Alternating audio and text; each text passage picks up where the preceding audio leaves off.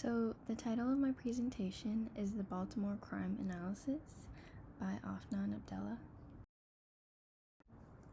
As you can see, the dataset I used was provided by the Baltimore Police Department. I wanted to do a dataset that had recorded some type of crime because I felt the most comfortable analyzing crime data rather than something like sales or farming or something like that. The dataset basically accounts for all crimes from 2012 to 2018. It also includes 2019, but I didn't feel it had enough data because the dataset hadn't been updated, so I excluded that from my findings. Anyways, this data records the date, time, crime, location, and weapon used alongside other components of the location, such as the post, district, inside and outside, when the crime was committed, latitude, longitude, the neighborhood name, district, etc. I present to you my chicken scratch. In other words, my sketches that I was trying to prepare for this project. So basically what I did was I was looking through the data set and I was just trying to write as many questions as I possibly could so that I can narrow it down to one question. The way I started writing the questions was basically wondering if I were to work in the police department, what questions would I have looking at the data set? And so as you can see, the first question I wrote was, what were the most crimes committed in each year? I felt that was a bit basic, so I didn't go with that. What is the most common crime? Similar to that, very basic. That could be answered in literally one side. What neighborhood had the most crimes? That could be answered in literally 2 graphs, or 1 if you get really creative. What was the most common weapon used? I was leaning towards this and the question below it, which was what time does the highest crime occur? And the last one is, which district had the highest crimes?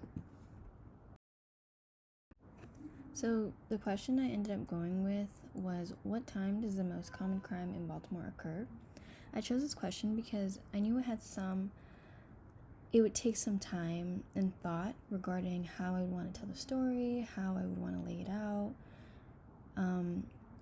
I knew this question would basically require a lot of searching compared to the other questions I had drafted, so that is why I went with this question.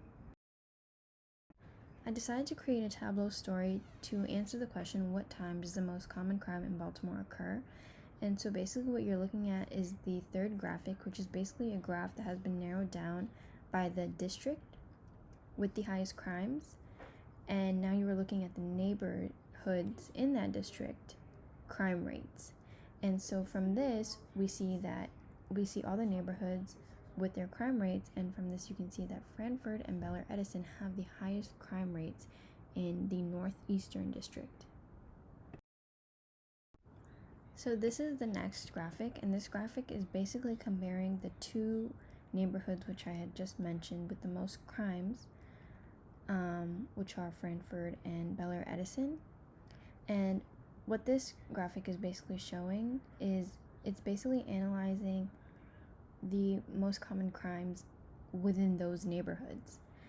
From this, we can see that larceny has the highest number compared to all the other crimes. And this is basically answering the second half of our question, which is the most common crime committed is larceny. So this last graphic is basically showing the 2 neighborhoods that we found from the previous graphics, which is Bel Air Edison and Frankford, who have the highest crime rates, which is larceny, which is often committed. And it's looking at the times at which these crimes are committed in those 2 neighborhoods. And from this graphic, our findings are that larceny is often committed at 1800 in Bel Air Edison, which is at 6 p.m. And in Frankfurt, its peak hour is at 1700, which is at 5 p.m. But you can see that larceny is often committed throughout the day in these 2 neighborhoods, especially in Bel Air Edison. But this is good information to notify the Baltimore police that you have found this finding and that larceny is often committed. Larceny has a peak hour, which is often committed at 6 p.m.